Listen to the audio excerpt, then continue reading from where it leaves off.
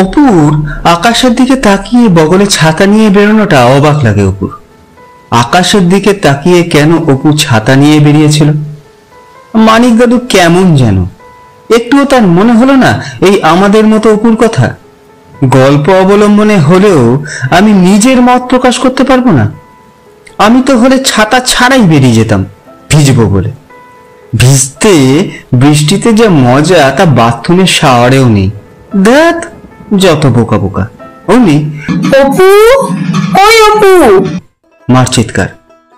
কেন যে আকাশে মেঘ জমছে না, দেখ ভালো লাগে না।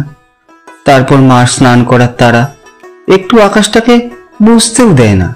মনে মনে বললে অপু, কি রে, এত করে চেঁচাচ্ছি, উত্তর দেবার জো নেই তোর? এবার চুল শুকোবে না, তারপর মাথা ব্যথা।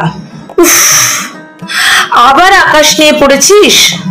চল ওঠ, ওঠ বলছি। মাঘ মাসের শীতেও যে কেউ বৃষ্টির কল্পনা করতে পারে তা এই মেয়ে। কিন্তু স্নান করতে বলো, নানা অজুহাত। আর কি বড় হবে না? শরীরে বড় হলেও মনে একদমই শিশু। কি যে হবে মেয়েটার? রোববার হলেই যেন কেন ভয় করে তার। বাড়িতে থাকতে হবে, বেরোনো যাবে না, তুমি বড় হচ্ছ ইত্যাদি নানান ফিকির। সঙ্গে ঠিক সময়ে স্নান, খাওয়া, আবার নাচ। আঁকতে বসলেই চুলে টান, এসব হজম করে নিয়েছে অপু ছোটবেলা থেকে। জ্ঞান হতেই সেই ঘরবন্দি স্বভাবটাকে আর কল্পনার জগৎ থেকে বেরোতে দেয় না। দেয়নি? অপু মানে মানিক দাদুর অপু, তার বাবা। মানিক দাদুর সঙ্গে আলাপ তার বাবার হাত ধরে। তার নানান কার্যকলাপ যেন তার চিত্রপটে ছবি এঁকে যায়। আঁকতে চায়, কিন্তু হিটলার মার চিৎকারে সব অগোছলো হয়ে যায়। চুলবাদ, কাপড় মেল, ওটা করিসনি কেন, ওটা কাচিসনি কেন, আরো কত কি। বাবার উপর ছাড়খাড় হয়ে যায় কল্পনা চলে। কিন্তু ওই স্মৃতিটুকু নিয়ে সে বেঁচে থাকতে চায়। কখনো কখনো বাবাকে মানিক দাদুর জগতে ফিরিয়েও আনতে চায়। তাই তো তার মনে এত মেঘ, এত বৃষ্টি, এত গান, এত ছড়া। জানি কিছুতেই কেন যে মনে লাগে না গানে বৃষ্টিতে ভিজতে যা মজার পরশে অনুভব করেছে তা যেন তাকে শিহরিত করে দেয়। উফ, দারুণ না মা? আর মা, এত বড় মেয়ে হয়েও কোনো জ্ঞান হবে না? কোনটা কল্পনার কোনটা বাস্তব, ওসব সময়ের সাথে আজকের তুলনা? কাগজ খুললেই গা শিউরে ওঠে। যা পরিস্থিতি! উফ, তোকে মানুষ করতে এমনিতেই দুশ্চিন্তায় পাগল হয়ে যাচ্ছি, তারপরে এই সব তোর মাথা চাড়া দেয়? নিজেকে সংরক্ষণের কথা ভাব। তুই এই সময়ের মেয়ে, কল্পনা থেকে বেরো। মায়ের কথাগুলো মুখস্থ হয়ে গেছে তার। কি হবে ওইসব ভেবে? কে মানুষ কে অমানুষ?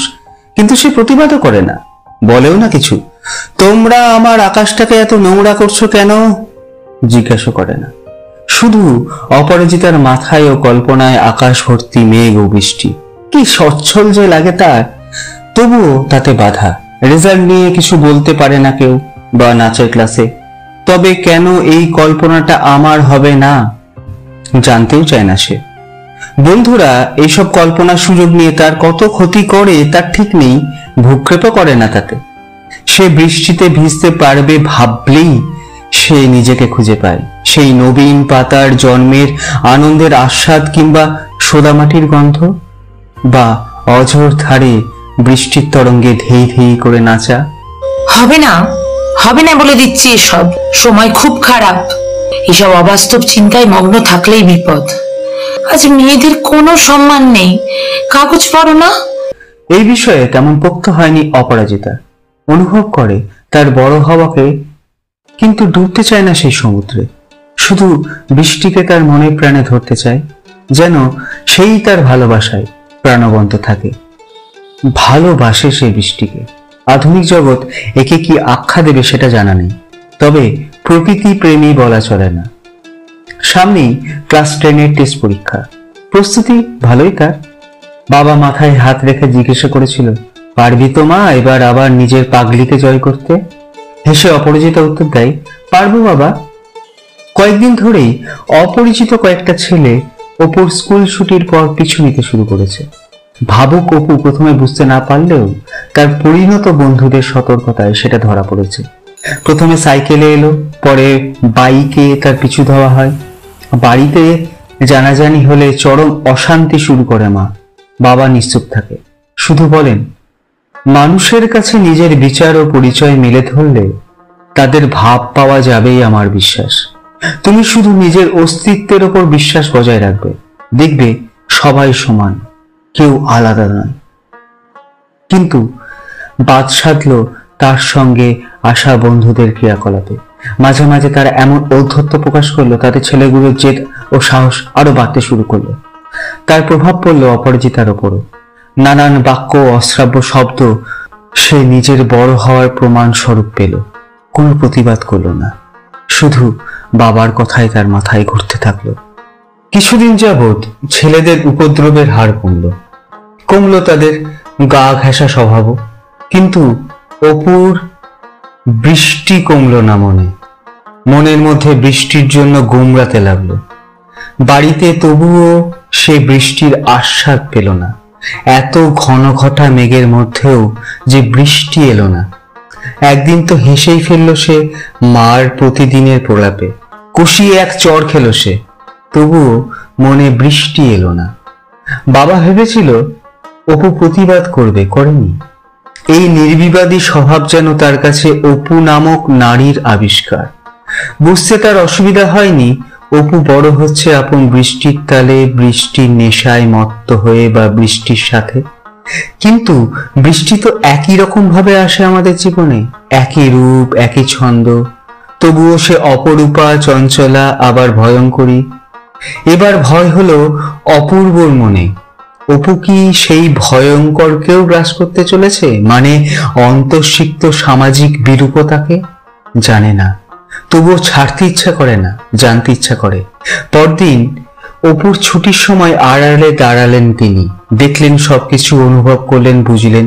কিন্তু বাড়ি ফিরে অফিস থেকে ফেরার সময় কাউকে বললেন না কিছু। যেন এক তৃপ্তি অনুভব করলেন মেয়ের মাথায় হাত রেখে। অপু শুধু বাবার হাতটা বাঁ হাতে ধরে নিজের পড়ায় মন দিল। বাড়ি ফিরে স্ত্রীর একই কথাই প্রতিদিন শুনে এবার বিরক্ত হলেন অপূর্ব। প্রতিবাদী সুরে না হলেও বিরক্তির সুরে অপরূপাকে মুখে আঙুল দেখিয়ে চুপ করতে বললেন। প্রথম এই রকম ব্যবহার পেয়ে অপরূপা থমকে গেলেন। অবাক না হয়ে জড়িয়ে কেঁদে ফেললেন অপূর্বর বুকে। বৃষ্টি নেমেছিল, অপু জানেনি। বেশ কয়েকদিন ধরে গুমোট গরমে অতিষ্ঠ প্রাণ।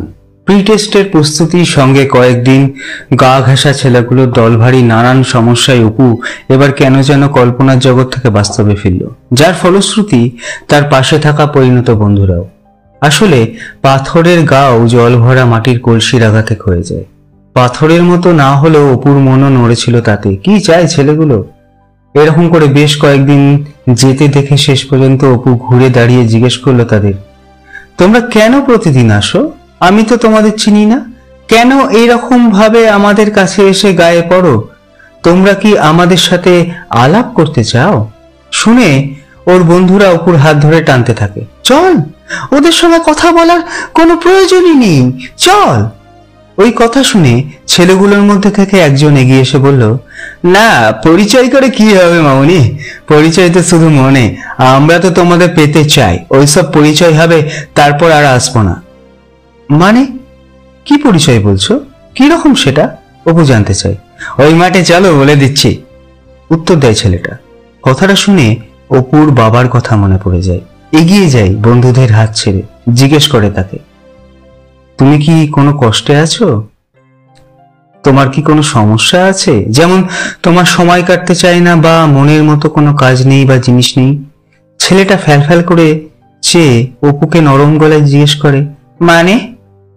তাহলে তুমি বৃষ্টিতে ভিজো একদিন বন্ধু, দেখবে সব কিছু দূর হয়ে যাবে।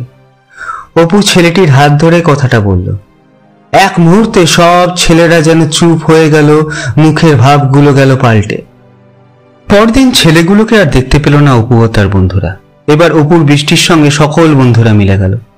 তারাও তাদের কথাবার্তা, স্বভাব অপুর সঙ্গে মিলিয়ে ফেলল। সেদিন বাড়িতে এসে মা বাবাকে সব বলেছিল অপু।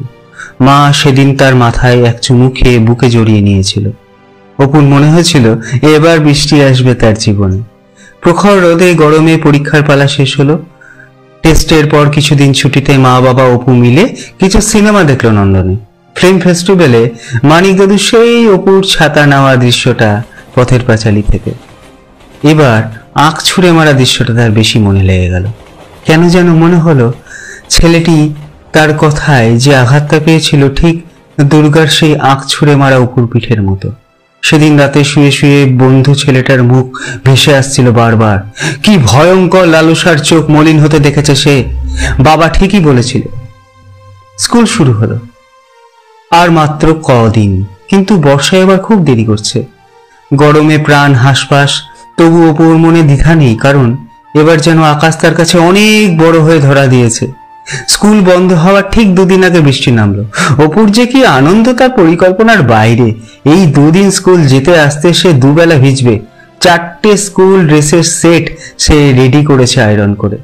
মা পাগলির কাণ্ড কারখানা দেখে এবার শুধু হেসেছে বকেনি। সেদিনও দারুণ ভিজেছিল স্কুলে। ছুটির পরও ভিজবে, তারপর তো স্কুল বন্ধ। সবাই মিলে প্ল্যান করছে আজ ওই মাঠে দাঁড়িয়ে ভিজবে। স্কুল ছুটির পর সবাই চলেছিল সেই মাঠে। ঝমঝম বৃষ্টিতে ভিজেছিল সবাই নিচে নিচে। ছিল সেই ছেলেগুলো, প্রত্যেকে ক্ষমা চেয়েছিল তাদের কাছে। তারা আজ বন্ধু, কারণ তারাও বৃষ্টি ভিজেছিল দুদিন ধরে। সবাই নাচছিল, নেচে গাইছিল, রাঙিয়ে দিয়ে যাও যাও যাও গো এবার যাবার আগে। সেটা দেখেছিল অপূর্ব দূর থেকে, সঙ্গে অপরূপাও। মেয়ে যে তাদেরও আমন্ত্রণ জানিয়েছিল, কিন্তু তারা যোগ দিয়েছিল দূর থেকে, কারণ এ তো ছাড়ার জিনিস নয়। সবাইকে তাই বৃষ্টি বলেছিল।